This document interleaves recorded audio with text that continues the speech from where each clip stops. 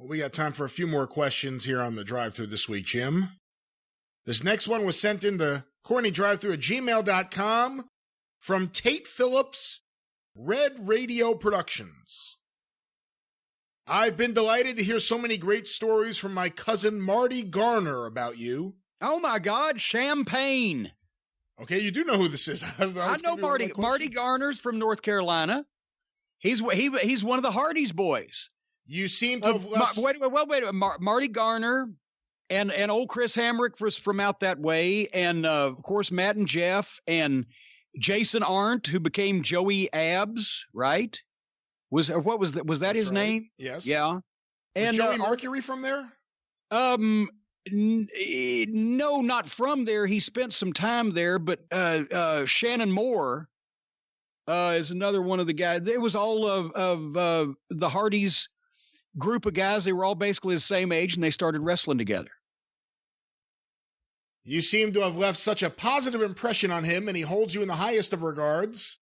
You may remember him as Champagne. Champagne. One of the stories. First name Sham, C-H-A-M, last name Payne, P-A-I-N. That's why when I saw this, I thought this was another one of those. My uncle was a wrestler. You may have heard of him. The Spoiler. No, yeah. It's legit. I got Marty booked a few times on WWF TV, and I think we used him in Smoky Mountain, etc. So yeah.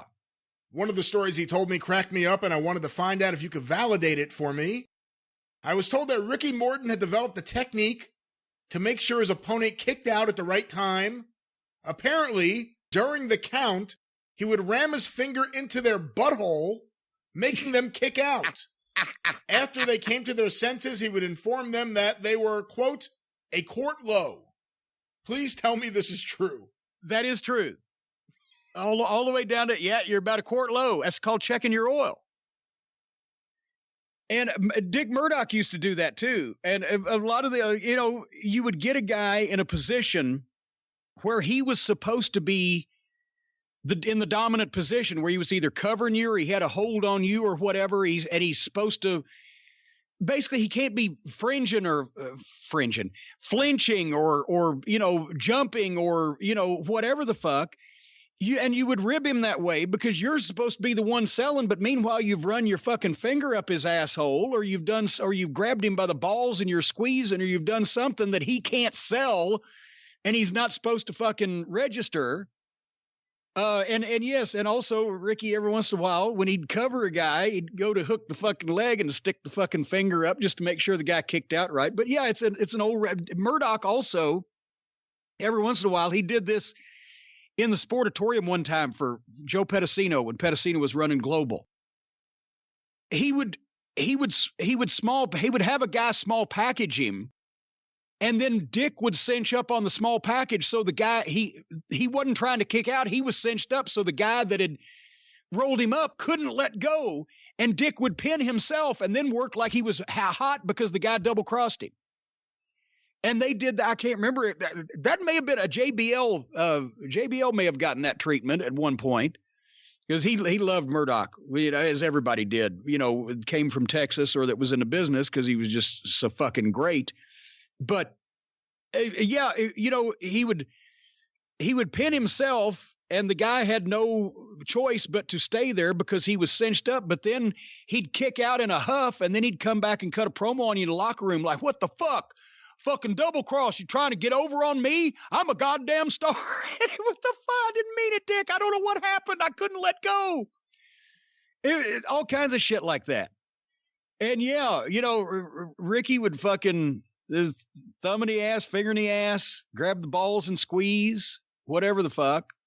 You get farted in your face or whatever. Just in any time you were in a position where you weren't supposed to sell or flinch or jump or have a strange expression on your face, that's when guys would fuck with you. All right, well. You've never heard that? I've heard variations of it. I've never heard that Ricky Morton was sticking his finger into other people's asses to get them to kick out of the count. As a matter of, every once in a while, Ronnie Garvin on TV with the Job Guys at Atlanta TV. Remember, and see, here was the two philosophies. My philosophy was these poor guys that come to Atlanta TV are not great physical specimens, have not been trained, and got a ton of experience. That's why you watch the old shows now, and they just showed up to get their ass kicked. And, but it still was no reason to treat them badly. So I would go and I would talk to them beforehand. And I would say, look, here's what we're going to do. And then I'd bring Bobby and Stan or Bobby and Dennis, whichever the combination was, over afterwards when we'd set everything up, and they would, spend a minute with them. But I would do most of it because I knew what the guys could do. I knew that, the Italian Stallion was, better than poor old Vernon Deaton, right? But that, this guy was better, old Big Bill Tabb. As long as you did this and this, he was okay. But otherwise, he was so big and muscular, it looked kind of fucking wonky if you tried to do anything else to him, blah, blah, blah. I knew all the guys. So I would sit down with them. And I'd say, here, we'll do this. We'll start this way, and we're going to fuck with you. You know that. And they liked it because their friends noticed them. When I would come up with well, there's Ken Woodby. He would be if he could be, but he can't be, so he won't be. Or, a Pablo Crenshaw. I would call him Pablo Cruz, and I'd sing a Pablo Cruz song while we were beating him up. Their friends actually liked that shit, and so they liked working with the Midnight Express because they got some kind of recognition, even if it was being made fun of. But I would also tell them, we're going to try this new move, and that's why I bring the boys over, and they'd pick them up or show them what they were going to do. So we're going to try this. You take it this way so you don't get hurt. When we came up with the flapjack, at first it was a take the guy straight up and hold him and then fall straight over. And then that looked okay, but if we shot him off and we boost him up and boom. And so I'd tell the guys, don't reach your hands out. You'll break your wrists. Take the fucking bump with your head turned sideways and on your forearms to support to absorb the shock or whatever. I'd tell the guys how to take the Vegematic. I'd tell them how to take all the different moves, and nobody ever got hurt. And they loved that because not only did they get some recognition, but all that shit that we were doing to them, nobody ever got hurt. Meanwhile, the Road Warriors, especially when they first just started, guys would walk in with their bags before they set their bags down. If they looked at the wall and saw the lineup said they're working with the Road Warriors, they'd just leave before anybody saw them so that, they wouldn't have to go through that. Or Ronnie Garvin, because Ronnie was a real wrestler. He could fucking stretch your ass. So instead of trying to have a match with the guys, because it would look kind of bad and they looked tubby and they weren't up to his standards, he'd just take them down and stretch them. And he'd grab their own finger and make them pick their own nose and then stick it in their own mouth and shit like that. And they didn't enjoy that. Imagine that. So, it was how you treated the guys because they were there because they wanted to be in the wrestling business like everybody else. But we didn't want to hurt anybody, but we wanted to do our shit. So sometimes with a lot of those guys, you had to adapt to them rather than just expecting you were going to have a match or do your shit. And it was a choice of either just beating the fuck out of them or doing some creative shit to get around the fact that they weren't that experienced, etc. And so that's why people remember does anybody remember a non-competitive Ronnie Garvin squash match from TBS in the 80s?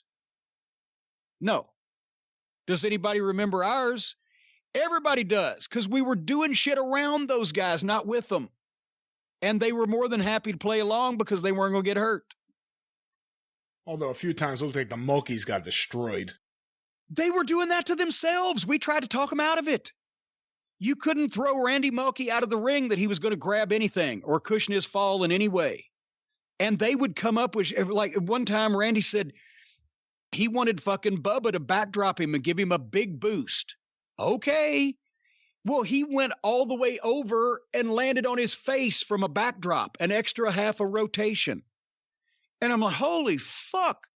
But, but that was their call. So the one time when Bubba first, Abyss called it the black hole slam. Some people have called it the sidewalk slam, where you shoot the guy in, grab him around the chest, his feet fly up and boom, right? Well, Boss Man, Big Bubba, was the first person to actually do what became that move without the spin and everything. He came up to me one day at Atlanta TV. He said, I've been thinking about something. because he was so flexible, he could move, and he was so light on his feet. He said, what about if I shoot the guy off, and when he's coming, I grab him around the chest and just kind of pick him up, and his feet go up, and I drive him down. I said, well, shit, that sounds pretty good. And so we tried it, and it worked, and it became the Bubba Slam, right? So then he thought, I'm going to do something else. And it was, I can't remember exactly how he did it, because this is the only time he ever did it. But it was sort of like a power bomb, except I think he dropped to his knees, but he took Bill Mulkey and he picked him up upside down and kind of dropped to his knees. And most people weren't even doing power bombs back then, so we didn't really have a name for it. But it was some kind of wonky variation. And because Bubba was so heavy, when he hit the ground, it may have been a sit out. Anyway, when he hit the mat, because he was 350 pounds at the time, and he had jumped in the air, he hit with so much fucking force that one of the boards flew up and hit Bill Mulkey in the back of the head and knocked him goofy. And so thankfully I was the finish, because that was the end of that, because Bill wasn't getting up right quick. So we went to break, and they had to go and help Bill out of the fucking ring. Bill wasn't mad, because he went up for it, and he, knew it was an accident. But they helped him out of the ring, and Bubba's kind of standing there, and that's when Dusty uttered that immortal line. He came out of the fucking control room and came around, and there's Bill laying there, and so everybody's going, squeeze my hand. Okay, he's all right. And Dusty made sure he was all right, and then he looked up at Bubba, and he's got that finger, and he pointed it right in his face. He said, don't do shit you don't know how to do. Do not do shit you do not know how to do. And then he turned around and went back to the fucking control room, and that was a fucking point taken. From that point, Bubba did not do shit he did not know how to do. And we eased into everything because he was so strong and so big. We eased into everything from that point on, because it was, it could have been worse. But that was one thing, and that's another time I learned a lesson from Dusty.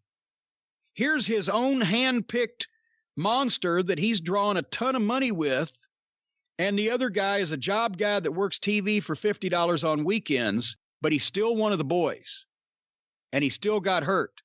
And Dusty Rhodes, who was making $500,000 a year to Bill Mulkey's $50 a week, was still pissed that one of the boys got hurt unnecessarily.